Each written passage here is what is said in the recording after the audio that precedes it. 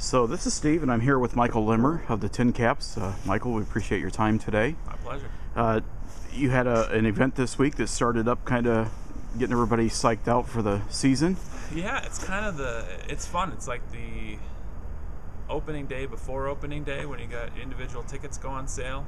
Obviously, since last August, since we announced our schedule, we've been selling season tickets in groups and partials and quarter seasons and mini plans and things like that. But to be able to go on individual tickets, which is usually one of the last Tuesdays in the month of February, it just really sets the scene that we're really getting close to opening day.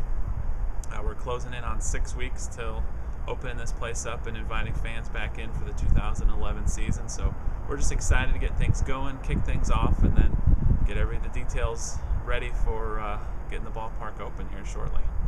How were the ticket sales for Tuesday? Well, it's interesting because now going into year 3, we kind of have some idea of how to compare. Year 1, we're like, everything was new. Every day was something new. Year 2, it's just always hard to kind of judge. So going into year 3, the first day of ticket sales was very comparable to the last 2 years, which is encouraging to me from a standpoint that not only is the interest maintained, but even people in advance want to make sure that they get their tickets for the games they want to come to. And just like we saw last year, it's not just people buying tickets for opening day, which will continue to be a hot ticket. It's people getting 4 tickets in June, 6 tickets in July, and 2 tickets in August, and just saying, hey, we know people are coming into town, or we know we really want to hit it for our son's birthday.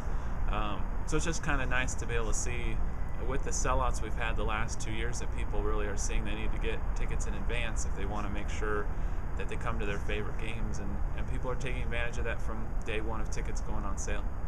You've added fireworks events this year, and you've got another special event coming up, some major league ties there. Yeah, we've had 25 fireworks shows this year, which is more than we've ever had. Fireworks is by far our most popular extra promotion, I guess you could say. It's always a nice way to cap off the evening with a fireworks show and just light up the downtown skyline. It's just a great backdrop for our fireworks shows. And then also we have 4 AAA games that are coming to the ballpark here. The Tucson Padres are in a unique situation where they're kind of in a temporary home city until they can move to Southern California, where the Padres, who own the team, eventually want to move them. And so they had the availability, and they offered us up 4 of their home games to play here at Parkview Field. So we'll be taking on the Las Vegas 51s here against the Tucson Padres. So it'll be an opportunity for people right here in the backyard of Fort Wayne to check out some great AAA baseball. We don't know what the roster is going to be yet, but there's an outside chance that some of our 2009 championship TinCaps may be on that AAA team and come back to Parkview Field for kind of a victory lap, which normally I've never heard of a AAA team ever playing any of their home games away from their home base. So for us, it's a once in a lifetime, once ever type of situation, and we love that the Padres are letting us take advantage of that and partnering with us. It just shows our strong commitment to Fort Wayne and our community. And you're planning on bringing back most of the regular promotions and things like that. Anything else that is coming up that's kind of new? Yeah, all the regulars coming back. A lot of times we're like, well, changing things up every once in a while is always good, but also people come to expect certain entertainment value, and so we're shaking things up a little bit from the standpoint we have 2 new entertainment acts that are coming in. One's Amazing Christopher.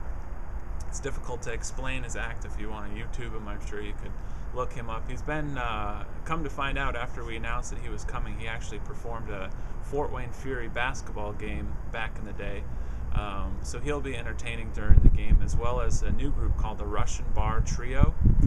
The Russian Bar is a gymnastics apparatus. It's basically a 4-inch bar that 2, in this case men, hold on their shoulders, and then a young woman gymnast bounces up and down on this bar with no net, no whatever. It's an amazing show. It's on YouTube as well.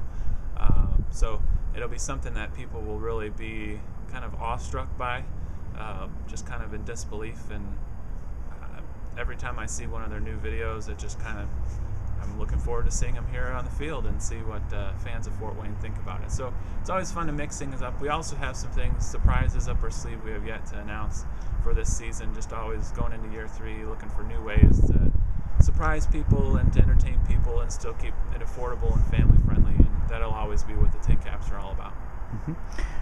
Yesterday, the news was released, season figures for last year. I think you were 141,000 approximately.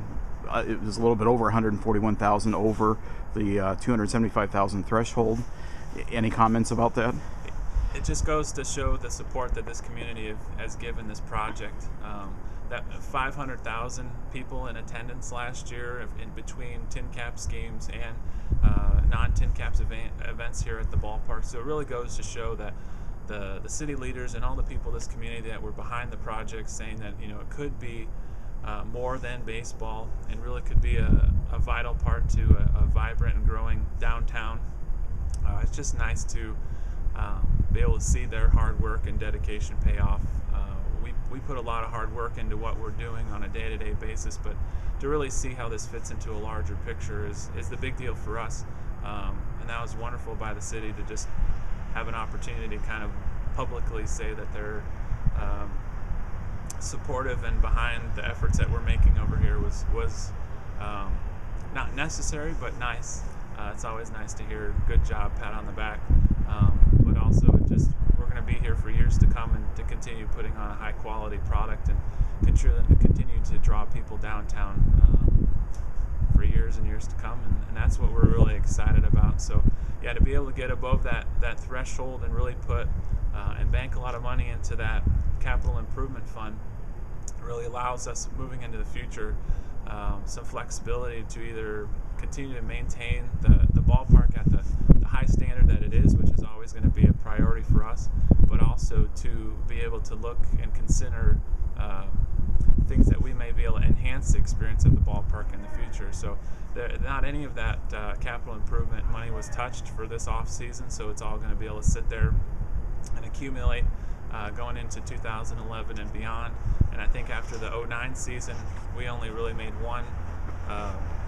There was only one project that was approved for the year previously, which was the ceiling of the concourse, which we've, even after 1 year, has done wonders in terms of the look and feel and the cleanliness of the ballpark. So to be able to have that money just sit and wait and see what comes up, it's always nice to have it there as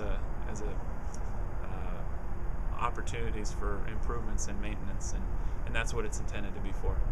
Okay. Anything else you'd like to add? No. I like the new site design of aroundfortwayne.com. Keep it up. Thank you. Thanks, Michael. Appreciate your time today. My pleasure. Anytime.